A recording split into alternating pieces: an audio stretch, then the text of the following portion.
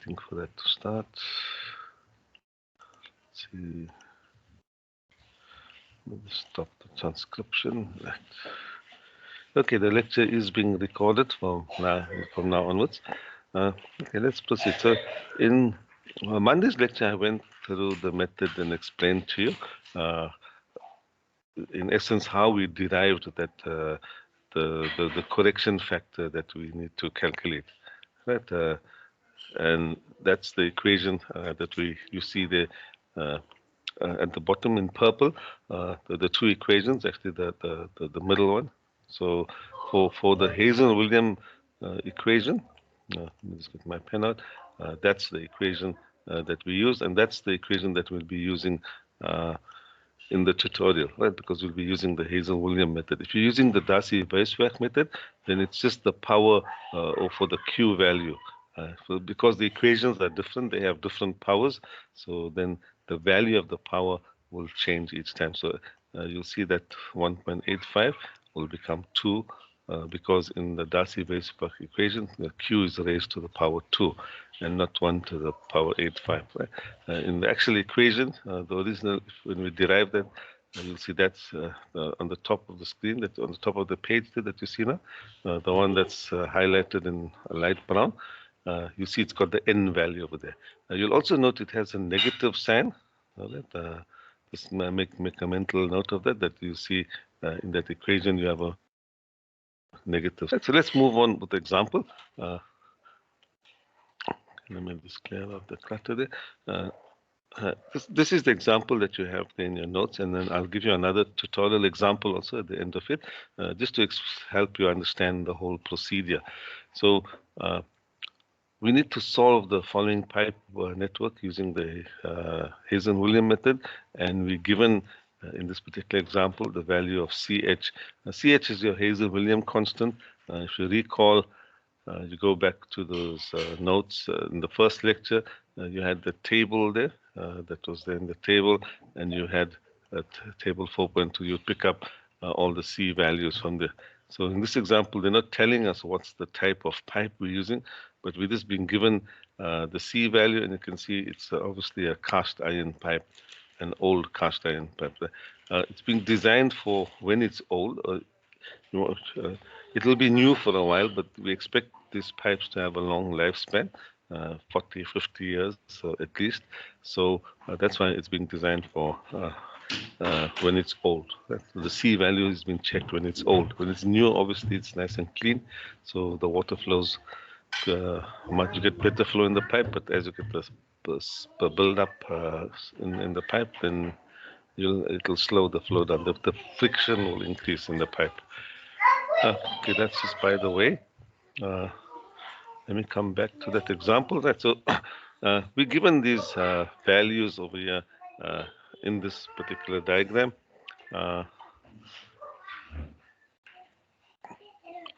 The first now, remember there were two things in the Hardy-Cross method when we went through it. Let me just go back to that if you recall in the calculations. And I told you there were two things. The first was the first two things you got to worry about. Let me just clear the clutter from the lecture that we had last time. Is these two 5 and 6? Sorry, is it a query? Is it a question? You got this 5 and 6 that needs to be satisfied. That's what those equations are going to do. Now, in the first sketch that we're doing, or that you see there, we're taking care of this number 5 over here, where at any node, right, at any node, the flow into the node must equal to the flow out of the node.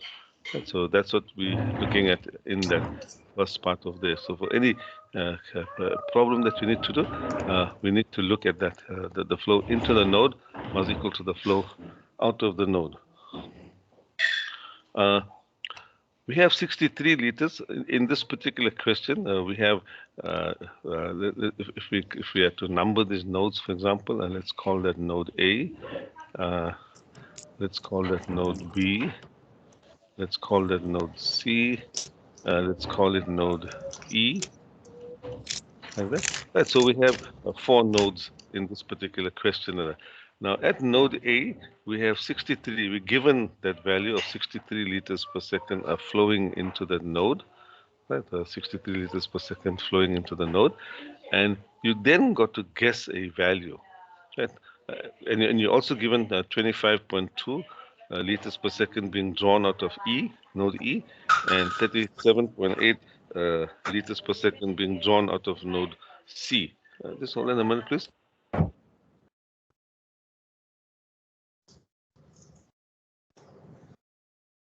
Excuse me for that. Right. So that's the given information that you'd have. What's in red over there? Those arrows. So at node A, you're supplying 63 liters per second into your network, and at node E, you're withdrawing 25.2 liters per second, and at node C, you're extracting, you're drawing out 37.8 liters per second. So now the Q in must equal to Q out. So you'll start off with node A. You'll start off with node A like that. So you'll draw node A. This so that node A. And then you're going to input 63. So you're going to draw 63. Now the diagram looks simple here because it's already done for you. So you got 63 liters per second. Then you have to guess the value of what's being withdrawn from that in pipeline AB. So you draw pipeline AB like that, and you draw pipeline AE over there. So you're going to guess one value, and what they've guessed over here, so in this particular one, we guessed the value of 24 for pipeline AB. Right, so maybe if I put it in a different color, then it'll stress the point that that's just a guessed value. You don't have to have any particular experience with this. You can just, if you decide you want to share it evenly between those two pipes, you can do it. But as you do the iterations, it'll correct itself as you go through the iterations. Right? So we guess a value of 24 there. That's the first thing you will do. So that's what's happened in this diagram. But once you've guessed for in that pipeline AB a value of 24, you then the Q in at node A must equal to the Q out of node A. It then means that the flow in pipeline AE has to equal to 63 minus 24. 63 minus 24. So that it has to equal that. You've got no choice in that matter because for node A, you've got to satisfy that 0.5 or that equation of Q in equals to Q out. So 63 minus 24 will equal to 39. So that's how we arrived at that value of 39 at node A. Right, so then we've done that. We guessed the value for flow in pipe AB, and from that we were then able to deduce what if pipe AB is 24, then it means that pipe AE will have to be 39 liters per second. Right. We then you then given, for example, the flow at pipeline E like that. Right. So you're given so the flow that's being withdrawn at node E, and you're given the flow that's being withdrawn at node C. So you can then, if you come to a node B, you'll notice that you know now one of the flows. You know that the flow of 24 liters per second arriving at B, but you don't. You've got two other pipes, and you don't really know what to do over there, right? What's going to be happening over there? What flow will occur in those particular two pipes? You can then move down to node E. If you then isolated node E, and we know that we're drawing out from node E, we're drawing out, let's say, 25.2 liters per second. Right? So 25.2. Now this is node E. Let me just write here node E. That's our node E. We also know from our node A, when we isolated node A, we know that 39 liters per second arrives at E. Right? The 39 liters per second arrives at E. That we derived when we isolated node A. So we now know that we have 39 coming in at that point. So we have 39 coming in. And then we have two other pipes over there. So we have two pipes. So we have one pipe leaving, one pipe Okay, I don't want to put the direction first. Let me just leave it at. We have the pipeline EC, and then we have the pipeline BE, both of which we don't actually know the flow in those particular pipes. Uh, let's assume for now that uh, let's assume for now that we have uh, 25.2 liters per second. So this value again in pipeline 5, this is a guessed value. Right? So the ones I'm circling, these are values that we guessed. So we guessed the 24, right?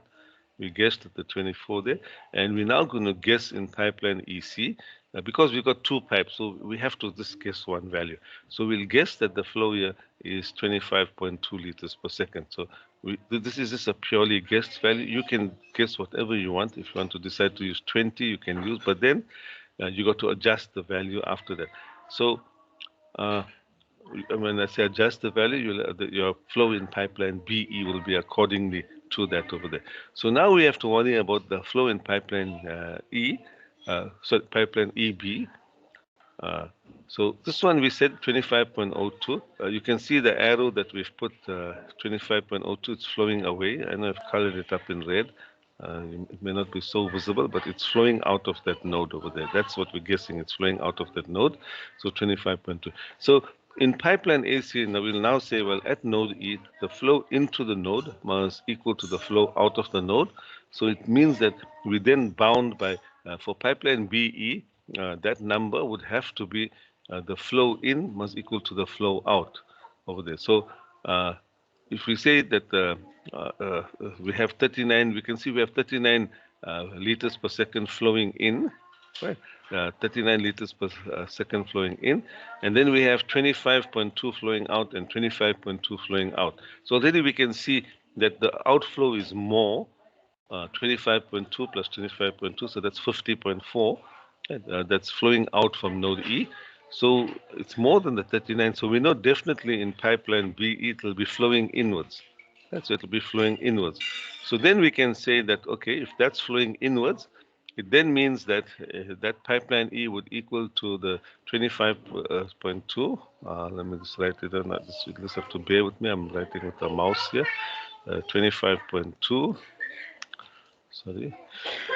Plus 25.2. This is what's flowing out, right? 25.2.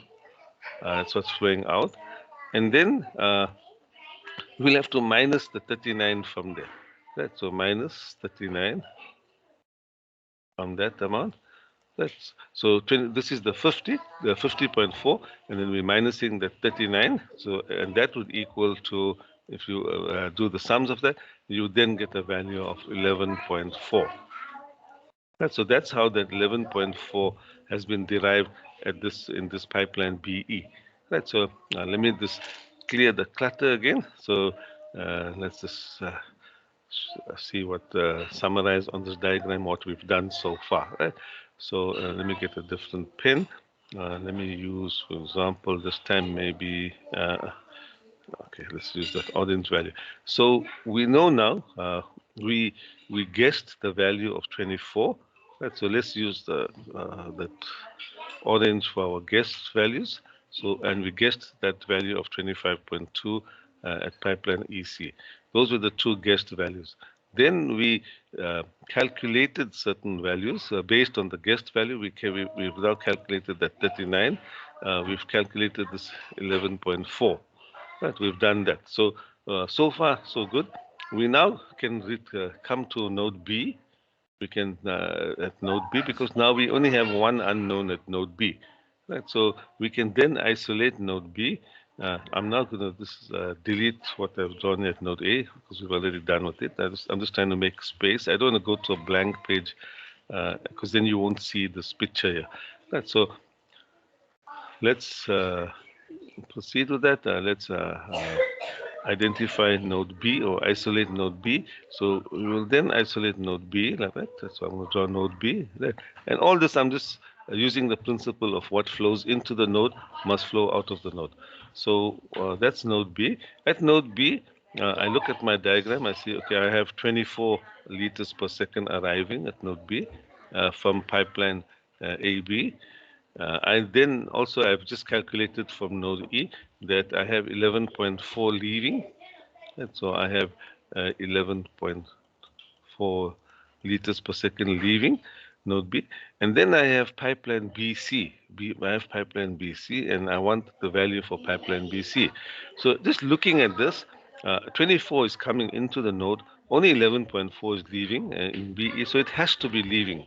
BC has to be leaving from node A, so that's why I can draw my arrow, and the value there will simply be 24 minus the 11.4. That's so 24 uh, minus the 11.4, like that, and that would equal to if you can see there 12.6.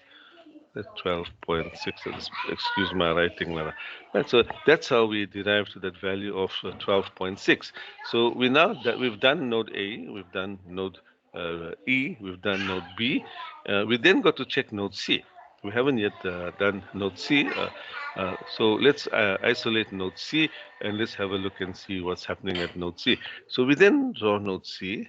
That will be our node C there. Node C. So just bear with me with the mouse here like this. So that's our node C. Based on what what we've done already, we now for node B, for when we isolated node B, we have calculated that the pipeline, the flow in pipeline BC, and we know the direction of it also as 12.6. So when we isolate node C, we see we have 12.6 arriving there. 12.6 arriving like that. And we also know we have 25.2 arriving at that node. That we've done the calculations and we that's what we came up with, 25.2 arriving. And we know we're drawing out 37.8. Right, so we're drawing out 37.8 we're drawing out. Now we got to check that actually, wait, is it correct? Is the amount flowing into node C equal to the amount that's flowing out of node C?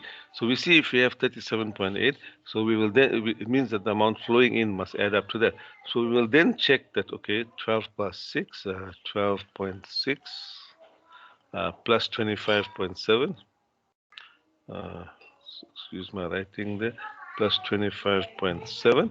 What does that equal to? Take out your calculator and do a check, and you'll see that immediately you'll get a value of,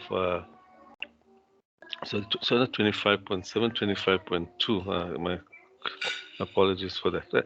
It's 25.2. I don't know what got into my head here when I. Oh, that's the arrow that's flowing in there. Right? In that picture, I don't see that. So it's not a 7 there, that's the arrow head that you're looking at. So it is 25.2 there that I written there. Right, so it's 25.2. So to add the two up, you can see immediately 6 plus 2 is 8. So we know we got the 8. And then 5 plus 2 is 7. So we have the 7 there. And 2 plus 1 is 3. So it does add up. If it did not add up, if this value at the end here, the last node did not sum up, then we've got an error somewhere in our network, and it means we got to go back and recheck the values. We've made a mistake somewhere. Right now, okay, let me just delete all of this. So we now have the flows at all of the nodes. Uh, just out of interest, the reason why, you must be wondering that why this balanced up at the end. It's not some magic that has happened that these two values are balanced up at the end. When we just guessed two values in between, and suddenly we arrive here and everything is all cozy and it's so nicely balanced up. There's no magic happening in this. Remember, like we said, if you regarded this whole network, right, of pipelines, so this one, two, three, four, these 5 pipelines a network, the amount of water you're feeding into these pipelines must equal to the total amount of water that you're taking out of these pipelines, because these pipelines are not dams. There's no storage of water, and they're not rivers, whatever, that they're just supplying you with water. Yeah, they cannot store water and they cannot supply water. Right. They just a conduit for the water to flow through them. So into this whole if you took it as a whole AECB, how much do you have flowing in? You have 63 liters flowing in. So I just want to clear the clutter just to show you the check that I'm going to do, or tell you why it's all balanced out like this so nicely. Right? So that's something you also got to check when you're doing your network. that you would normally do that even before you've done these nodes, the flow of the nodes. It was given to you in this problem, so that's why we did not do it. But generally, if you as a designer, you would need to check that because you would decide how much of flow you want into the network and how much of flow you want to withdraw from the network, right? Depending on the number of houses that you have and or industries that you have, you would decide how much you want to pull out from the network, and you would know how much of Sorry, water sir, is I've arriving. got a question here. Yes, you can go ahead. How do you get the 25.2 from node EC? That was the guessed value. We guessed that value. You see the two values in. Oh, okay, sorry, I just deleted that value now. The two values that were in orange, those were values that we guessed. The two values, the 24 that I'm circling now, and the 25.2 we guessed. Okay. So that's just a purely guessed value. Okay. You may have guessed another value. If you guessed another value, you would have arrived at a different answer for the flow in pipeline BE. So you may have then you can get maybe an answer of 5.4 or 5 liters per second or 20 liters per second, depending on what you guess for the flow in pipeline E. That's not a problem, right? Because as you do the iterations, it will converge to the correct value. Right. So in this particular problem, these were the two values we had to guess in this network, and then the rest all fall into place. Does that answer your question? Yes, sir. Okay. Right now, okay, I was coming back to the question about that. If you look at the 63 liters per second, okay, let me just delete more of these of all the other lines that I've drawn here, just to help you. Right. So if we look at let me just change the color of it. Also, let's go back for the blue there. If you look at it, we got 63 liters per second flowing into our network, 63 liters, and then we were drawing 25.2. Right at the bottom, you see the 25.2 and that 37.8 on the right hand side of node C. Uh, yeah, I haven't circled it so nicely there. We were drawing the 37.8. If you add those two values, so if you add those two values, if you add them up, the 25.2 and the 37.8, you'll see you get 63 liters per second. So the amount of flow into our network is equal to the amount of flow out of our network. Right? You can take out your calculator and add it up, and you'll see that. Right? So it is that condition has to be satisfied also. It's not explicitly stated in the assumptions that you have here. When we did all of these assumptions here, you don't actually explicitly see it. It just talks of a junction or node. Right? But the same thing would apply to the network as a whole, because we don't have any reservoir here or anything to store water in our network. Obviously, if you had a reservoir, then there might be then the the values would change. Then you have a different consideration to take into account. But there is no reservoir here, there is no dam, so there is no supply of water, and there is no storage of water in this network. Right? So whatever flows in has to flow out. The amount flowing in has to flow out because you cannot store it anywhere, and you're not feeding in. You don't have a supply anywhere within the network. Right? The only supply is that 63. So 63 has to leave from this network. So that's why that 25.2 and that 37.8 have to add up to that 63 liters per second, and that is the reason then whatever value we guessed, for example, this 25.2, that is the reason when we add that 12.6 to the whatever value we have here, that is the reason that it will balance up and you'll get that 37.8, and we do that check. Right? So that last check that I spoke about, that note C, it must balance up. If it hasn't balanced up, then you've made a mistake somewhere. Right? There's an error. Either there's an error in your assumption in terms of how many liters are entering your network and how many liters are leaving your network, or there's an error in terms of the nodes that we isolated. Right? Somewhere we made a mistake in our calculation. So that's the first check that we do in this Hardy-Cross method. Right? Then you then see that you're given in a table here the length of those pipes. You would know that from you would have a map or a drawing or an engineering layout, a street layout, whatever. So you would know the length of your pipes, and then the assumed diameters for your pipes. As an engineer, you would have selected certain pipe sizes, so that's what you're checking. In this whole iterative process in an actual design, you would first guess some values, and then if it doesn't work out, you would then come back and change these values and then repeat all the iterations. So it's best, this Hardy Cross method is best done with a spreadsheet if you're doing the design in a design office. By doing it by hand could mean many, many iterations because with until you develop some experience and engineering judgment, it will be difficult for you to actually guess these pipe sizes over here. That in a design situation, you have to actually choose those pipe sizes. Right, but there, in this question, the pipe sizes are given to you, so you have that. We now we're then going to move on with the second part of the second assumption. Then in item 6, and it tells in item 6 we mentioned that around any loop in the grid, the sum of the head losses must equal to 0. Right, so this second equation here to satisfy this or to do this check here, um, and then to uh, use this correction factor. We'll do that together because this correction factor has got to do with the flow in the pipes. So we then have to build up a table. So what we do, we then draw up a table, and in this table, now let's look what do we have in this table. You can see we first will identify our loops. Let me just pull out a red pen there, maybe. Yeah. So the first thing is we identify our loop. So when you look at our drawing, if you look at this drawing, we have two loops. Right? And some, if you look at, we can identify. So let's call that loop 1 on the left-hand side, and let's call that loop 2. Right, so these are the two loops that we have. So we will populate our table for those two loops. In loop 1, there are three pipelines: pipeline AB, pipeline BE. We call that node the BE, if you recall, and pipeline B. What's it? AE. Doesn't matter whether you call it AE or EA. So the loop 1 has 3 pipes. Loop B has 3 pipes. Right. So they've numbered it in this particular diagram. Instead of calling it pipeline A, B, or BC, they called it simply pipeline 1, pipeline 3, and pipeline 2. Right. So for our loop 1, we have pipeline 1, pipeline 2, and pipeline 3. Right. So that's that's in loop 1. Right.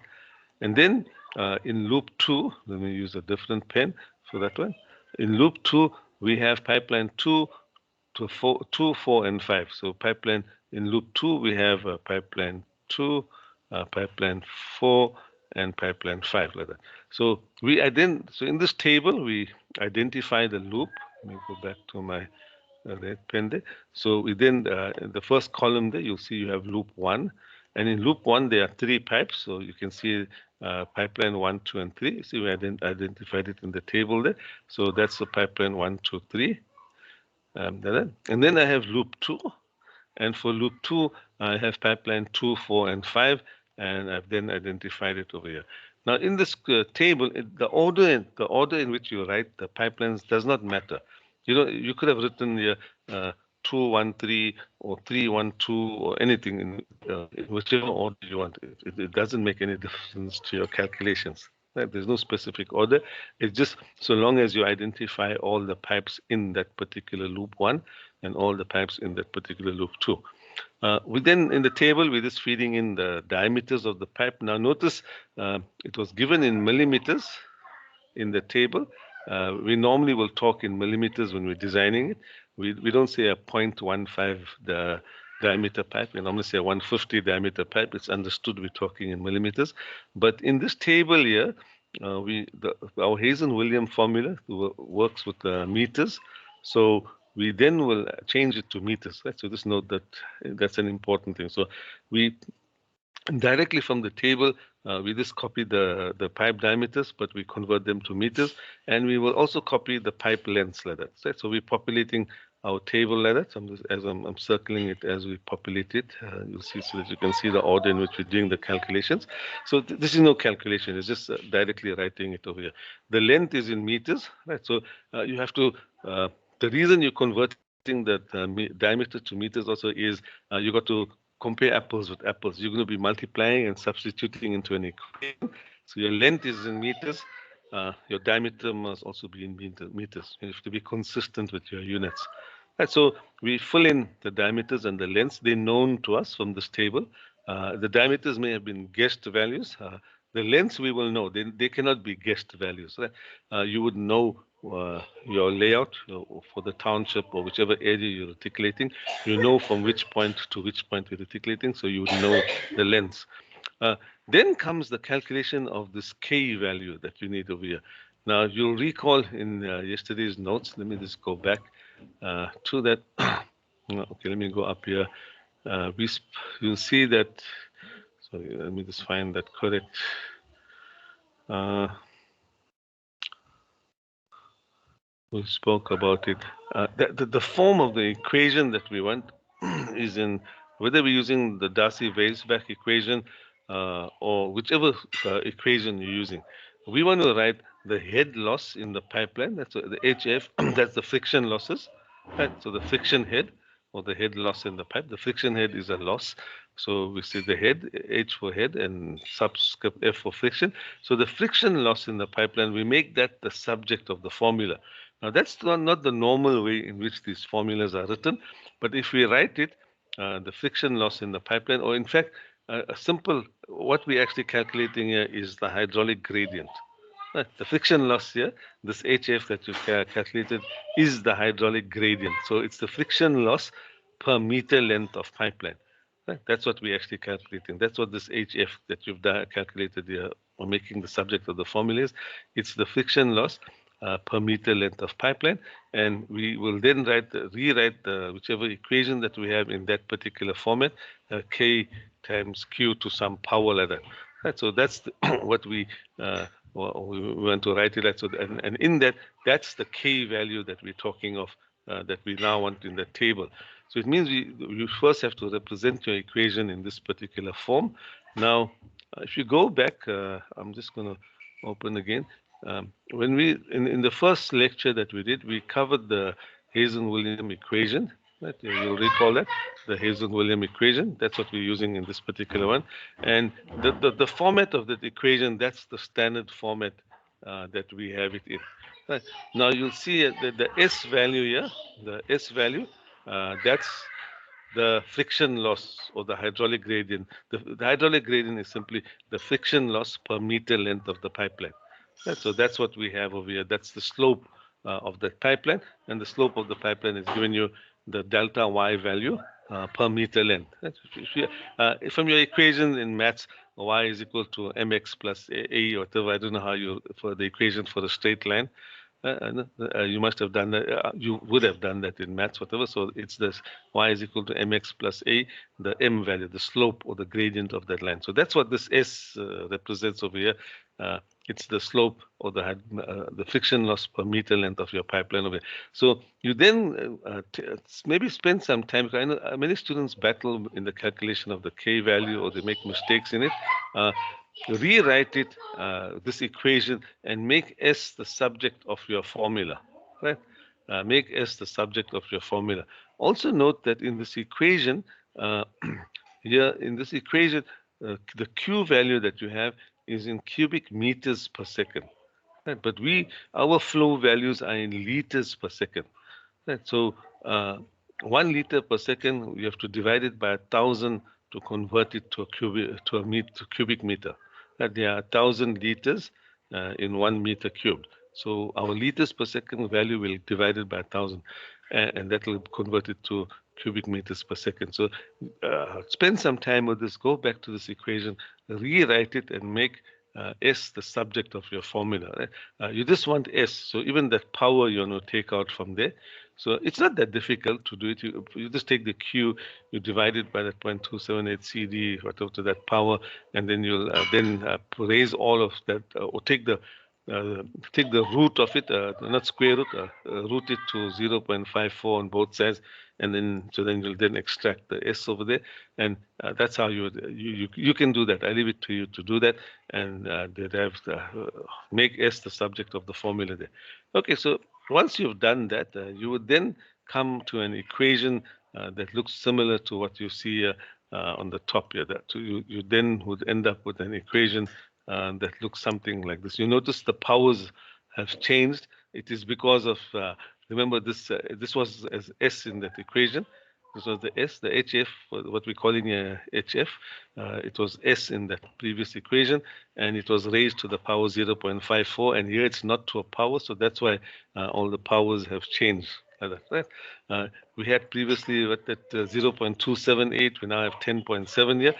Again, it's to do with those power values that we're changing over there. So spend some time and just do yourself a favor and go to this, convert the equation, make S the subject of the formula and do that. Right. Now, in this particular question, we're given the C value. C, that's your Hazen-Williams constant. We spoke about that earlier. We said it is probably an old cast iron steel pipe based on that value. So the C value that's given here in this equation, and the Q, just remember we're working with in liters per second. So if we then going to substitute, so because the Q is in we want to enter our answers in liters per second, so we need to divide it by 1,000 to convert it to a meter cube per second. Right. And now we need this K value over here.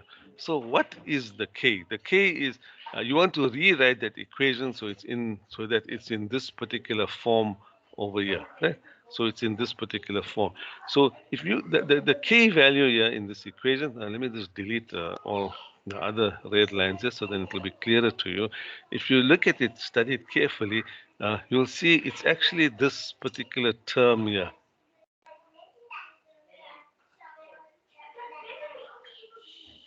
Do you see that? It's actually that whole term there you got to remove. So you want to pull out the Q from here. So another way of looking at it is you want to rewrite this equation that you have here. You want to rewrite it, but you want to pull out the Q separately from this equation. So you want to make it something times Q to the 1.85 to 1.8. What's it? 852 there like that. So you want to extract the Q from there, pull out the Q separately, and then have the rest of the terms over there. You can see that's what we've done in this bottom equation over here. And if you do that, I've written it in blue before the lecture. I just wrote it down to assist you that. Excuse me, this, at the bottom, this is a D. It looks like a square or a rectangle. It's just my writing. I'm writing with the mouse, so I'm battling there. That it's D to the power 4.87. So this is the actual value of K that you're then going to calculate in this table over here. So that's the formula that's being used to calculate these values for K over here. It's a common query I get from students. They usually tell me that they're not getting the value of K, or they come up with completely different values. And that's why I've spent some time explaining this to you. Right? So you can see it's the 10.7 times L, we've got that. The CH at the bottom to the 1.852, that's still there. The D to the 4.87, that's there. And then you can see I've now I've removed the Q from here. Right? So I removed the Q, so it'll be 1 over 1,000 to that power 1.852, so 1 over 1,000 to the power 1. So I've pulled out the Q from there.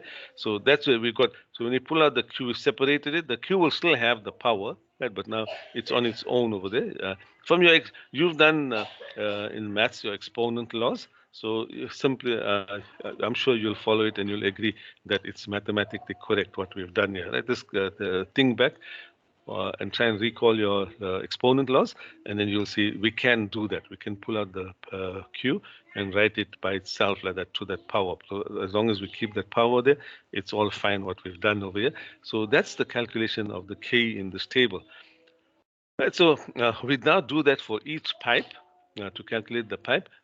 See, if you look at the subject of this formula, you need the L value. Let me just, yeah, okay, I got a red pen. You need the L value.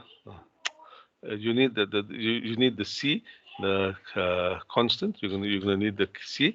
We haven't input the C value in this particular table, right? If you want to put it in, you can make a separate column for the C value. That's not a problem. In this particular example, the C is given, so we're working with that C value all the time, right? So I'll tell you why they haven't put it in this table in a minute. But you can, if you want to, normally under normal circumstances, you might prefer to put a C value there, especially if you've got different pipe types. Uh, So that's the C in that equation. The diameter of the pipe, we've got it on the table. The diameter is there. So from there, and that's all. And then the rest we just multiply. So that's how you arrive at this K value. Right? So basically, you're multiplying the diameter. The L, it's not diameter times L, it's obviously the to the correct powers as you see it in that equation over here. So there's the equation on the top. Um, Okay, let me just delete some of all this red that I've put in here. Uh, right, so you've got the equation here. You see on the top of the screen that I've put it for you. That's the equation that that you have. Please check it.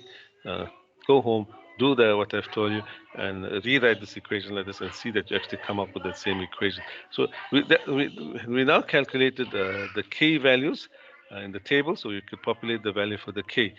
The flow in each pipeline now, we now go back to our equation. Now that we have that K value, we know what the K values, we can then, sorry, we don't calculate the Q. The Q values that you see here are from this diagram that we did over here. You know, when we balance the flows, so you can see in pipeline 1, 24 liters per second. So that's the 24 that we have there. In pipeline 2, we had 11.4. So that's the value that we got there. So the values that we have in this diagram, our flow balancing diagram, right, that we will now enter these values into the table. So that's where we've got these values. Just note, you'll notice that they have plus and negative signs in front of them. And the reason they have those plus and negative signs, I'm going back to this, you can see that there was a sign convention. When we're doing this to calculate the head losses, we have a sign convention, and we said clockwise flows in the loop are considered positive. Right? Clockwise in the loop is considered positive. So if we come back to this diagram, when we look at this loop, so we now look at the loop, we're looking at loop 1. The 24 you can see is a clockwise flow. Right? It's clockwise in that loop. It's flowing clockwise direction in that loop. So the 24 will be positive. The 11.4 in this loop is clockwise in this loop, so it'll be positive. The 39 liters per second in loop 1, if you look at it, it's anti-clockwise, right? It's moving in that direction. So that's why it's a negative number. Right? So it's only the 39 that's negative in loop 1, and that's what you see in this diagram here. You can see there that the 39 has a negative value in front of it. So you need to be very careful. You must get these signs correct. You make one mistake with one sign here, and all your calculations will be wrong thereafter. Right. So that's for loop 1. For loop 2, we come back to loop 2 and we look at it. We can see in the flow in pipe 4 is this clockwise flow that we're now looking at loop 2. So 4 is a positive value. Pipeline 5, you can see is pipeline 5 is anti-clockwise, so it's negative, and pipeline 2 will also be, if you look at it, it's moving in that direction, so it's an anti-clockwise direction. So pipeline 2 in loop 2 is actually negative, and pipeline 5 are negative, right? So 2 and 5 will be negative. So when you look at the flow values that are input, uh, something. Yes, you can see that in both pipeline 2, that we're looking at pipeline 2. If you go back to pipeline 2, you can see that's a negative value, negative 11.4. And pipeline 5, you can see is a negative value of 25.2. Now, notice something. It might have caught your attention already. That pipeline 2 is the common pipe between those two loops. Okay, right. So I'm just going to delete all of this because just to clear the clutter from this table. We know we're covering the columns from left to right, so you're aware of that, so you know what's populated in these other columns. So pipeline 2 is the common pipe between those two loops. There has to be at least one common pipe between any two loops. There has to be a common pipe somewhere. Otherwise, they're two separate networks. Right? So the one pipe makes it, the common pipe makes it into one big network. And notice here, in loop 1, we had a positive value, and in loop 2, we had a negative value. Right? The same flow value in the same pipe, but in one network it's positive, and in one network it's negative. And that will always be like that. Right? In one network, it's going to be positive. In one loop, sorry, in one loop, it will be positive, and in one loop, it will be negative because it's a shared common pipe. So if you look at it, whichever way the direction of flow is, if in one side on for the one side, it's if you got the arrow like that, for the left hand side, it will be clockwise, and for the right hand side loop, it will be anti-clockwise, that direction. Right. So that will always happen in that manner that we have like that over there. So this is something to be cautious of over there. Uh, it's not an error that has occurred, or there's nothing that's written wrong in that table. Right. So now that we've entered, we haven't done calculations here in this particular table. We did the calculations previously when we did this node balancing. So we entered our Q values with the correct signs. We then will proceed to calculate the head loss in the pipe. You see, we calculated the K value. Sorry, we have calculated the K value over there. So that's the K value in that equation. We know what the Q value is. We know what Q, we've entered that, so we've got the Q value. So we can then go and calculate what's the friction loss in the pipeline, right? The friction loss in that particular pipe. And that's what we're now going to do. We'll calculate the friction loss in the pipe, and that's what the HF, the friction loss in so many meters over there. So the friction loss will simply be that times that value over there, and that's what we've got over here. That's so the friction loss in that. So if you take, for example, uh, sorry, I'm pointing at the wrong one there. That's the friction loss over there.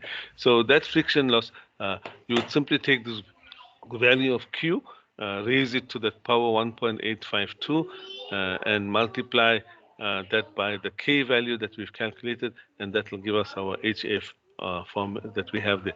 So now that we have the HF values, uh, we write it down in the table like that. Note again the sign. If the flow is positive, then the friction loss is positive. If the flow is negative, then the friction loss is negative. Right? So you can see it has the same sign as the Q values. So you'll do it for loop 1 and for loop 2. And then you'll notice at the bottom we are summing it up. We add up the values above.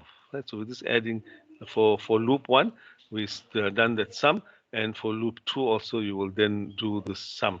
Now, why do you sum it up? Why do you, and it could be positive or negative values that you would get in this sum. Uh, why do you sum it up? Because if you look at your friction, the delta, the correction factor equation, you can see you have that delta H value over there, and you're going to put a negative in front of that.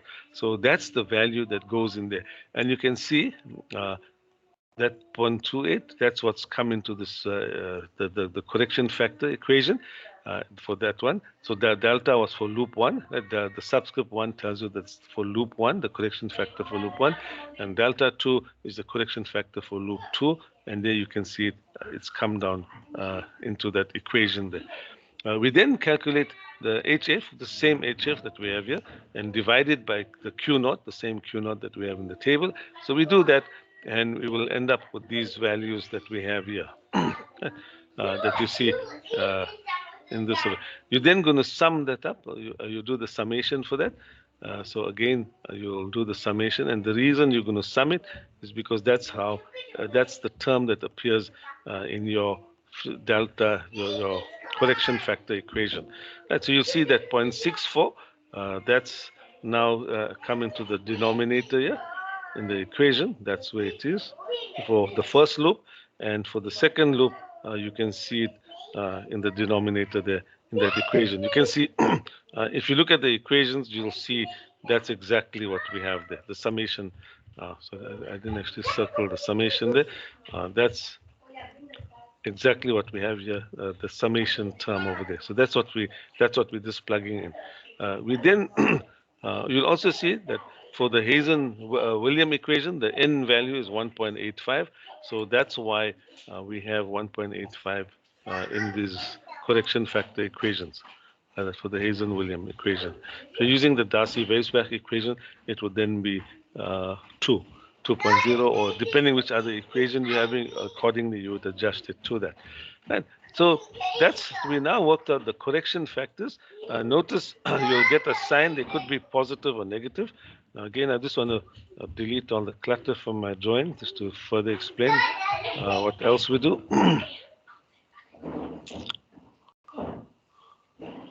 Okay, so we have the correction factors for the two loops. Correction factor 1 for loop 1, correction factor 2 for loop 2. We then will now write down the correction factor. Right now, for the entire loop, it's the same correction factor that's being used. So that's why you see, for example, for loop 1, we had a value of negative 0.24. So we then write the correction factor negative 0.24, negative 0.24 over there. Right? And for all three pipes, we write it. So you can see negative 0.24, and it's carrying the same negative sign. But now loop 2, if you go back, loop 2 was the common pipe. So pipe 1 only belongs to loop 1. Pipe 3 only belongs to loop 1. But pipe 2 belongs to two loops. It belongs to loop 1 and to loop 2. So pipe 2 will have two correction factors. It receives a correction factor from loop 1, and it also receives a correction factor from loop 2. So that's what we see being input into this diagram. So you can see that, okay, we took the input from loop 1 and we the correction factor from loop 1, and we have it over there. So, okay, again, I'm just going to delete the other, just delete that so to make it clearer. Now, notice something. We are looking at loop 1. So for the correction factor for loop 1, we just took it as it is with its sign and everything and plugged it in there. The correction factor for loop 2, notice, you might have already picked it up. Notice the sign has changed. Right? The sign is swapped over. We had a negative 0.57, but we're now putting a positive 0.57. Now, why is that? Why are we changing the sign like that? Why are we changing the sign? Because, okay, if we get a negative correction factor, if we recall that when we did the derivation, let me go back here. When we did the derivation factor and we did these terms, if you sorry, when we derived that equation, I just want to help you recall. Remember that the correction factor, we were reducing a positive correction factor means we are reducing the clockwise flow, assuming that the clockwise is more than the anti-clockwise flow. You recall that when in the last lecture that I spoke about that correction factor, and you see we use the two different signs on the different for the clockwise and the anti-clockwise. Right. So a positive value tells you that the correction it means you're reducing. So if you're reducing the clockwise flow, then what you do? It means you're gonna have flow in the anti-clockwise direction, right? If you're doing that. So it tells you that in your loop, a positive value tells you that the flow, the correction is in an anti-clockwise direction, and a negative value tells you that the correction is actually in a clockwise direction in that loop, right? So let's come back to this example, and what it's telling us. So let me. Sorry, sir. Yes, you got the query? May you please repeat that part again, please, sir? Which part? About the correction factor, the signs. Okay. Yes, sir. What it tells you that the uh, 0. The negative 0.24, if you look at it, it's going to reduce all our clockwise flows. Right? Sorry, we had this flow of 24, and then it's going to reduce it, right? So if it's reducing the clockwise flow, it's not adding to it. So it means that the correction factor is actually anti-clockwise in direction, right? So for example, okay, let me just enlarge this on the screen. And let's talk about it. If you look what's happening, right? The negative 0.24. Okay, I'm trying to get it to fit on the screen so you see both. You got negative 0.24, and we adding negative 0.24 to that 24, right? So it's in that direction. You see that? So our correction factor is in that direction, like that over there, right? So a negative correction factor, if you look at that, that's an anti-clockwise flow, right? You notice that? Yes, Right? sir. That's what it is, because it's in that particular direction, right? So it's going in that particular direction like that. So it's reducing the 24, is reducing that 11.4. If you look at it in our table, uh, the correction factor, which was sorry, the negative, we had the flow 11.4. So to that 11.4, we're going to minus the 0.24. See, that's what we're correcting it by. So we're reducing it. So it means the 11.24 was downwards. So to reduce it, it means the correction is upwards. Right? That you're adding a flow of 0.24 upwards over there. You follow what I'm saying? Yes, sir. Thank you very Right. much. Okay. So so it's now when you come to loop two, right? When you come to loop two, right? That red is actually what was anti-clockwise in loop one is actually clockwise in loop two. You see the red value that I've drawn the arrow there, that correction factor? It's actually a clockwise flow in loop two, so it'll be positive in loop two. Right? So you'll see when we do in pipeline two, do you see that we actually put a positive value where my cursor is circling now? Okay, maybe if I use a different color, you'll see it much more quicker. Let me just change it back to a blue pen. So you can see that that correction factor of negative 0.24 becomes a positive in loop two. Do you see that? Notice it's the same, but we changed the sign. The same thing over here. We brought it across, but we changed the sign over there. Right. And the same argument will hold for loop two. If we had a negative sign in loop two, so if we had a negative sign, then again, let me just draw it, and you'll see. It's an important point. And again, something that most students make a mistake with. So let me spend some time on it. Right, so for loop two, we had an answer of 0.57. That's our correction factor. That's 0.57. So it means that, if we look at it, look at how we're adding it in the table here, 0.57. We're adding it as a negative flow over there. Now, our clockwise is positive, isn't it? Clockwise flow is positive. So this one is negative. So anti-clockwise would be negative flow. So we have to add it in an anti-clockwise direction. So it means that we're going to add it in that. Okay, let me change the color again to red so you can see it. It means that 0.57, I'm not writing the number, but I'm just saying that 0.57, you're going to apply it over there like that. And you've got to apply it like that. And you then got to apply it like that in those three pipes in loop two. We're now looking at loop two, right? So that's the correction factor that we applied. Right. So you can see it now from that formula. We're changing the flow value. So it's a flow. The correction factor is actually a flow, right? And we're correcting the flows with this over here. And so you see, for the 12.6, it's going to be minus from the 12.6.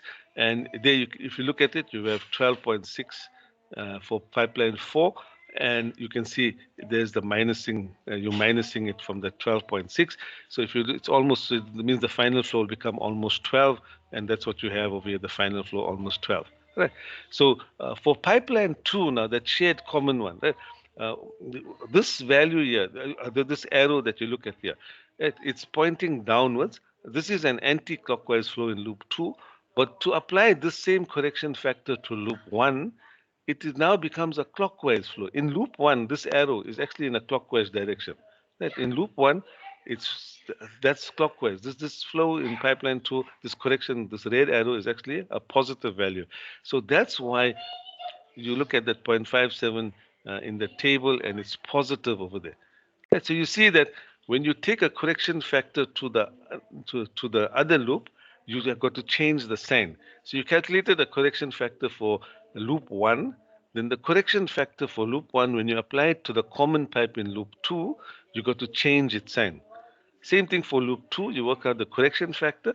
When you apply that correction factor to the common pipe in loop 1, you swap the sign over. Whatever sign you had here, you change the sign. Right? And I've explained, hopefully you've understood now why we do that. Why do we change that signs? Right? Because if you're not sure, you can actually sit and draw these arrows like what I've done, and you'll see that, yes, you've got to swap the sign each time like that.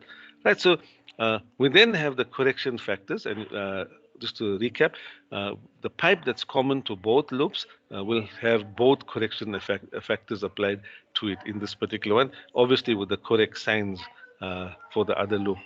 Right. So we then calculated this correction factor that we need to apply.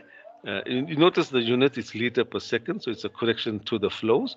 And we then, once you've got that, you then add this value to the Q value. So you're going to add it to your Q value, the original value that you had, and then you come up with a final value for your Q value here. Right, so you then sum those two values and you will then pick up the Q value that you have here. Right, so this is now your corrected flow. Right, you guessed, initially we guessed a value of 24 in pipe 1. Sorry, where was it? We guessed that value of 21, and this whole process, Hardy-Cross method has corrected it that no, it actually should be 23.76. Now this is just one iteration that we've done. Right. So we come, if you notice, we now have revised values for all our flows in the pipe. We can then do a second iteration and a third iteration and a fourth iteration, and we do that by copying these values. Okay, now let me just delete again the clutter from this drawing to show you. What we will then do for the second iteration, let me change my pen color. Okay, for the second iteration, we take the values of the corrected values of Q that we calculated, and we then just plug them in Q naught over here. So we'll replace our Q naught values. The diameter of the pipe hasn't changed, the length hasn't changed, the K value will therefore still stay the same, but we now have new Q values. And the moment we have new values for Q, then these values will have the rest of these values will then change. So we will then get revised values for the next three columns. Right, so we will then have to revise these three columns, and that's what we do in the next iteration. So you can see in this iteration that this is now the second iteration that's being done. Let me just show you. And in this new iteration, we've put in the revised Q values. Right. The, the first column, second column, third column, fourth column, fifth column are an exact copy of what's in the first table. Right, so in the exact copy from you, we just copied these across into the second table. And then in the second table, what was the final flow in the first table now becomes the initial flow in the second table, and we then recalculate, we then got to recalculate the balance of the columns similar to what we've done before. And we'll get new correction factors, and then we'll apply them, those new correction factors like that. And we can then repeat the whole process with a third iteration and a fourth iteration and a fifth and as many iterations that you want. Now, how do you know that you're arriving at the correct value? As your correction, you'll notice that the correction factors will start decreasing. Right, they get smaller and smaller. So as your correction factors approach zero, both of them, as you start getting closer to zero, then you'll know that the values that you have for your flow are reasonably correct. They're close to the correct value, because you're needing, if they are almost close to the spot on value, well, then there's hardly any correction to make. Right. So as the correction factors get smaller, and until you're happy with it, maybe you'll want it correct to the third decimal point or something. Remember, this is in liters per second. So 0.005 or something like that. It's a very small error that you're making in there. Even the 0.09 liters per second, maybe that's depending on the designer. Some might want a more accurate value. But as personally, as I see it over here, I would still do a third iteration based on the values that I'm seeing here for these errors over here.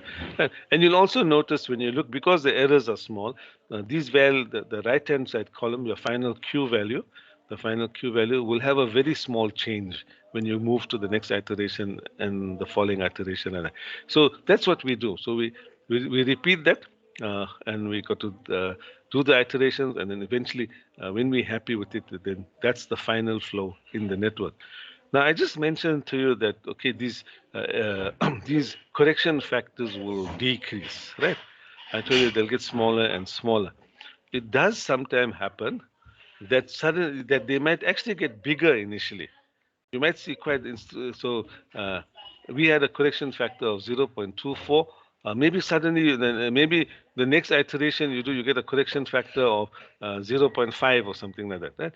It can happen like that.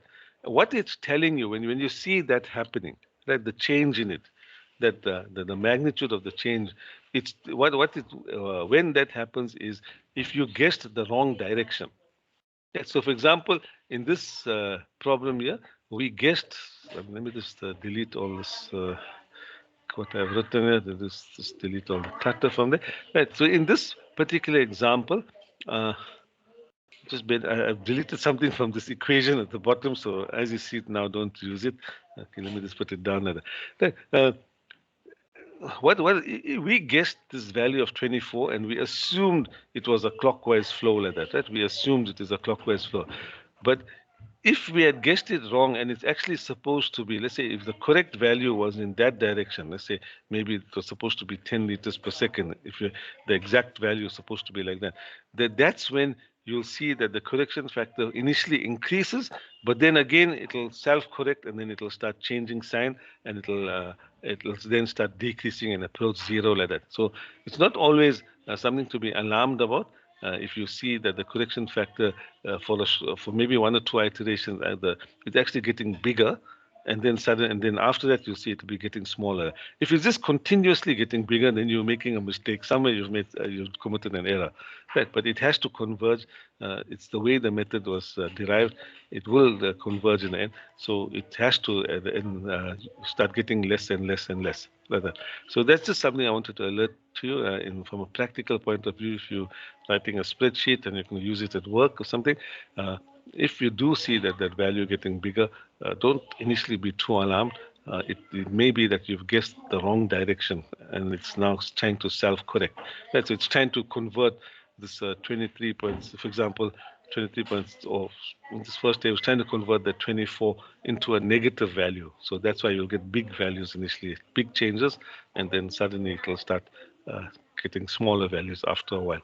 And so that's the Hardy cross method. I've explained it in quite some detail to you, just to help you understand, because just looking at this table, it's not always that easy to just follow what's going on. There's an example thereafter that follows, and I want you to go through it. The difference, firstly, now you have an extra pipe in each loop, so it's just more calculations. It doesn't help you with the understanding of it extra. It's just more work to do. You now have 4 pipes in each loop, but the big difference between this one and the next one, which is what I want you to understand. You now have, in the first example, we assume that this pipeline is on a flat ground. Right? We assumed, in other words, the elevation head is the same at all the nodes. Right. That's what we assumed in this example. The way it's calculated, the way it's done, it's that the elevation head is all at the same level. Now, in practice, that will never happen. Right? Our ground is undulating. We have hills and valleys and things. Even in the township, one end of the street is higher than the other end of the street. If you're all flat, you'll get flooding. When it rains, you get flooding. So we always have a slope. It's like that. Just out of interest, if I once did a design in Cape Flats, I think the place was called Philippi, and that place is really flat. Right, that area there, that is actually flat. I think it's even called the Cape Flats. That's why they call it the Cape Flats over there. Right? But other than that, I think the most of the country, especially KwaZulu-Natal, is not all flat like that. Right? So what I'm getting to is that your nodes in practice will have different elevation heads, and the second example guides you through how to handle that when you got different elevation heads. So, in the table you see you're given the pipe lengths and the pipe diameters, but there's a second table which was not in that first example. In the second table, you're actually given the elevation head for each pipe. Right, so you're given the elevation head of each pipe like that, and it takes you through. Now you'll do the calculations.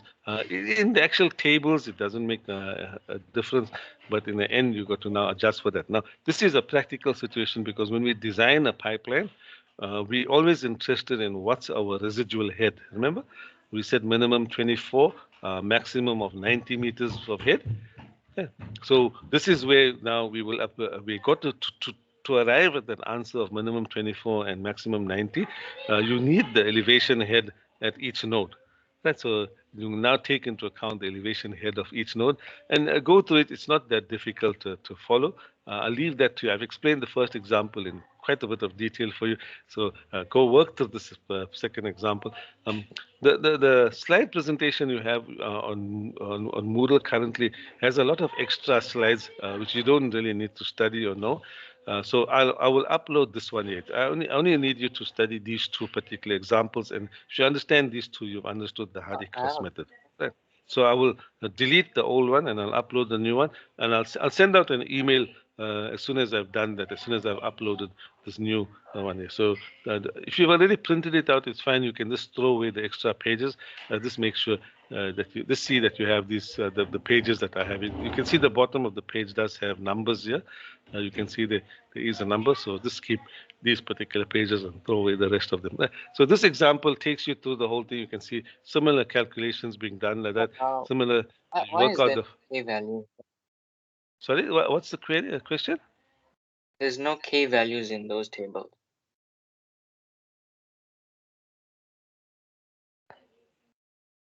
Let me see. Let me see.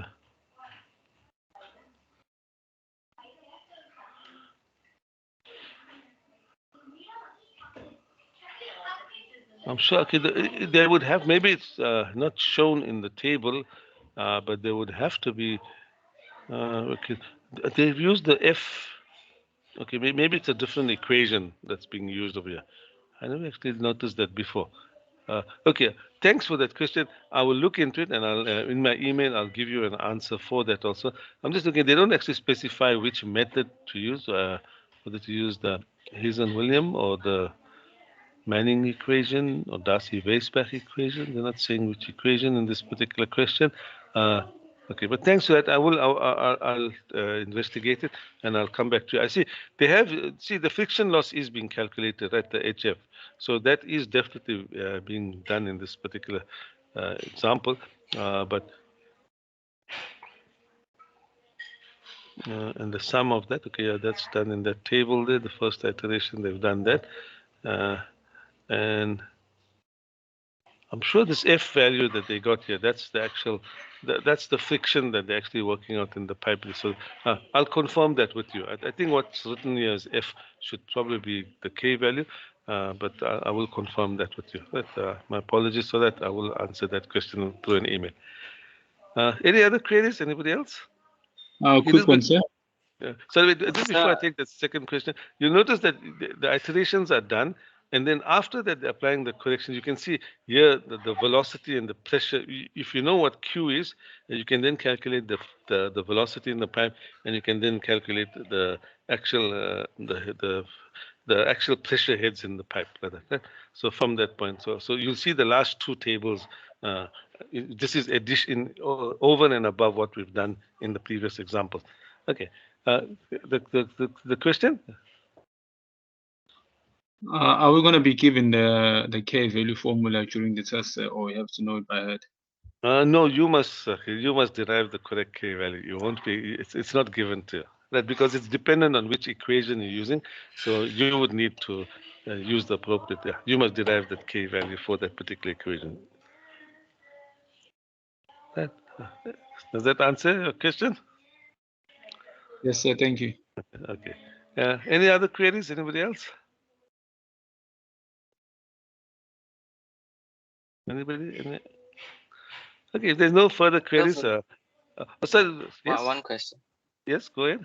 For this example, we calculated the K using the 6.02 times 10 to the minus 9, that formula there. Wait, let me just go back. On page 47. Page 47, yeah, this one here, that K value. Okay, what's being done here, right? Because the H, the CH is given in this particular, we know it in this particular example, was, the Hazen-William coefficient was 100. So that's been substituted. So that's why that term over there, if you look at it, that you got the 10.7. So that term over there has been calculated, and that's been worked out to that value that you have over here, 6.02 times 10 to the power minus 9. So that's where it's come from, and then you can see the L, the balance of that is still in that equation over there because they already substituted for the C value. So yeah, so that's what was used over here. But it's the same formula that we have. What I've written for you in blue, still the same formula that's being used there. Now, just bear in mind, I think I've deleted something from here. Let me just go back and look at it. 10.7 CW. While I was clearing the clutter from the No, Nicole, but if I you deleted the take D value. Yeah. Okay, sorry, I deleted the D there from that equation. Right. Sorry, what's your question? if you take 10.7 over CH, which is 100 to the power 1.852, it doesn't give you a 6.02 times 10 to the minus 9.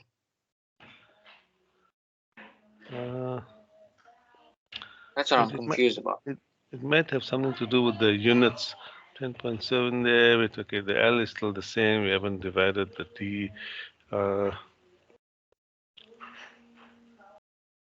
D, we're using the same diameter. Okay, for D, we're using it in meters, so we're not doing the conversion there. You should no, okay. It should still be the same answer. Let me just take out my calculator. Maybe you're doing something, or maybe I've done something wrong with my calculator. Okay, wait, let me just. Okay, what I'll do, just to show you that it is that same thing over there. I've got another example for you, which I want you to actually do as a tutorial, and let me just show that to you. Where is it? Right. This is it's also on Moodle for you. You can download it, and this is a tutorial for you to work through. Also, an additional one. You can see here you have a different value for CH in this example of here. CH is 130. You're given that. This is the diagram given you to balance your flows and see. And remember, you must always check that you got 65 flowing in, so you need to have just check that you have 65 flowing out even before you start working out what the flows in the individual pipes are. That you're going to guess some flows, and then you're going to work that out. To help you in this particular example, I've guessed two values over here. Right? So these are just purely guessed values. They're not the 15 and the 5 liters per second here. I've guessed those values, and so you can fill in the rest of those values in those tables. This question is taken out from a past exam paper, so I guessed certain values so that you will all get the same answers as me. This makes my marking easier. Right? Otherwise, each one of you will guess a different value, and every other calculation will be different. Right? So for this, from a marking point of view, I didn't change it. In the end, after if you did like 5, 6 iterations or 4, 5 iterations, they would all converge to more or less the same value. Right? But uh, the numbers would all be different prior to that. So if by me doing this, I then force you to use certain values, and then it makes it my marking easier. So that's the only reason that 15 and 5 liters were used there. So those are my guessed values. And then the calculation of this K factors for you to do in the table, I've just put the separate table, and there you see the table that you need to populate, right? So very similar to the table that you've seen in those slides over here. And I want you to go through this particular example. Now, the solution for that is also, the memo is also on Moodle, and you'll see I've put it up, and I've actually done 4 iterations over here on this, and you'll see, and you can see as we're going along, it's getting closer towards the 0 value, but it's still not accurate enough. It So would still do. I'm a little bit confused. Just this K value is annoying me. Yeah. Can you show us how to calculate the first K value? Yeah, don't worry, I haven't forgotten about that.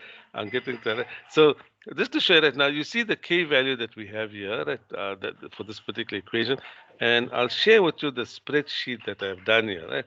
Now that's, oh, wait, sorry, I haven't shared it with you. I'll show you my spreadsheet, and let me just unshare that particular document, and I'll show you the formula that's there, and it's exactly like you see the one that I've used.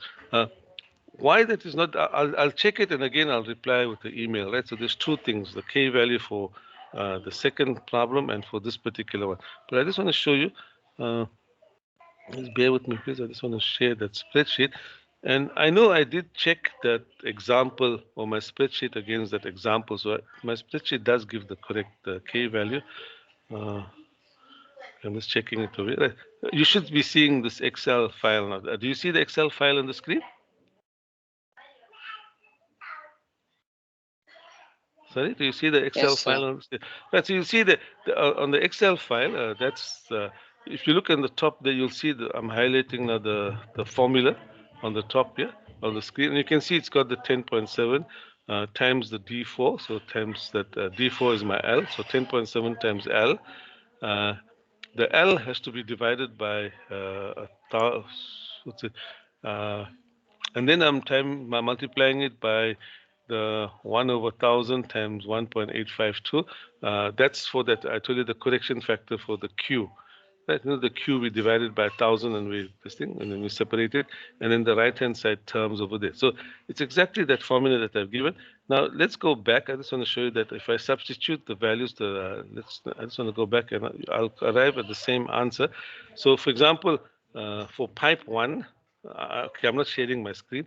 I'm just making a note of it. Let me just put here pipe 1. I just want to write that down. So the diameter is 0.15. For the diameter, the L is equal to 305 meters. And let me substitute that. Okay, and the C value, CW, we're working with 100. Right. So that's what's different for pipe 1 in my spreadsheet. So let me come back here. So for the pipe diameter, for the first pipe, if I put 0.15, so 0.15, right? For the L, I'm now changing that to 305 meters, right? The C value, I'm not, in that example of yours that has 100, that C value is 100, and the K value now you can see 0.01846, whatever that, 0.01846. So if I go back and check it, you can see a 0.018. It's been rounded off over here, so that's how you're getting the 0.0187 over there, right? But you can see it's almost the same value as what you have from this formula over here. So I don't know why you're getting a different value.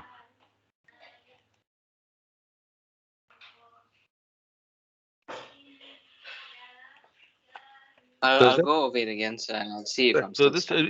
it may be. I'm just trying to think over there. Maybe they've in that 6.02. There may be some other terms that. Okay. Yeah. Actually, I'm just looking at it. If you notice in this third equation, I don't see the 1,000 anymore. 1,000 to that power 1.852. So maybe that's also been lumped up into that same value. The 6.02 might represent what I've shown in blue, and might also represent this particular value over there in that whole thing. Because you see, the L over 4.5, that's there, and then the Q value at the end, that's left over there. So maybe that's where. If you you have a few seconds, if you can try that, the answer that you got for that first one, this multiplied by 1 over 1,000 to the power 1.852, and see if you get that K value. Anybody? Do you want to try that out and let's see? That's to get that value of 6.02 times 10 to the minus 9. Does it work out now?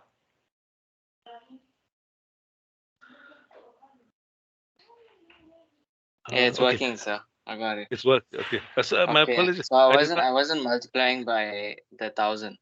Yeah. Okay. My apologies. Just in Thank you. explaining, I thought the screen was shared, but you're still seeing my spreadsheet. So the rest of the class may not No, have that's followed fine. that. Right? Okay. But so that Thank you. explains it. Okay. All right. Okay. So that's sorted out. So it's just the one query about that they have a F instead of a K in that others one, and I'll reply to you with that. I'll send an email to the entire class. Or via an email, right? I'll email it to all of you. Any other queries? Anybody else? Do you have any further queries? Anybody? Okay, there's no further queries. Let me stop the recording.